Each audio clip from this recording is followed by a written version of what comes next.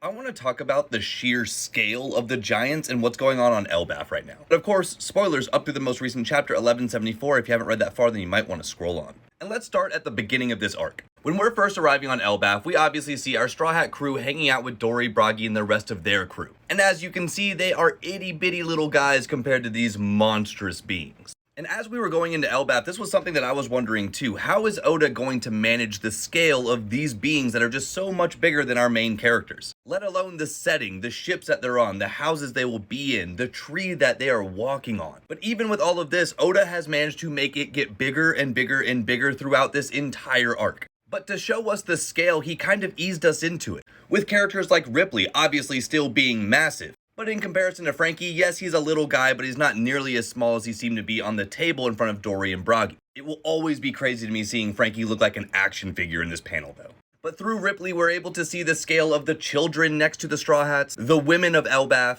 and then we move on to people like Loki. Loki being an ancient giant, which makes him significantly bigger than your average male giant on Elbaph. And when we see him actually stand up in front of Luffy, it is absolutely daunting. At this point, he is comically large compared to our main characters. But then we see Killingham send all these sleep tids against Elbaph. And these are even bigger still. This is a giant cruise ship just being mollywopped out of the sky. The Draugr is able to stand well above the branches of this tree.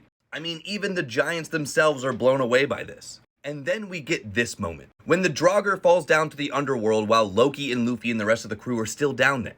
And this right here is Loki, the biggest giant on the island. And he's absolutely dwarfed by this behemoth. At best, it seems like Loki could be the size of this thing's face. But then in this most recent chapter, we get the reveal of Loki's full dragon form. And yet again, the proportions are absolutely blown out of the water. This right here is that same Draugr that Loki was just fighting, or at least something relative to it. So Loki went from this little guy in comparison to this Draugr to this.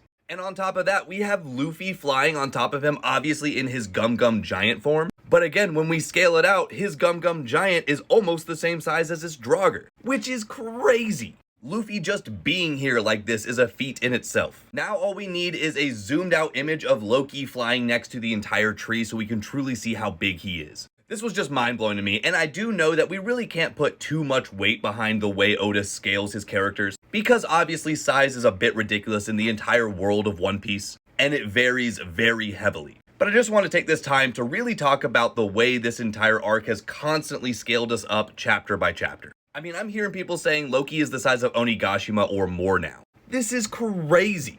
As always, let me know what you think in the comments.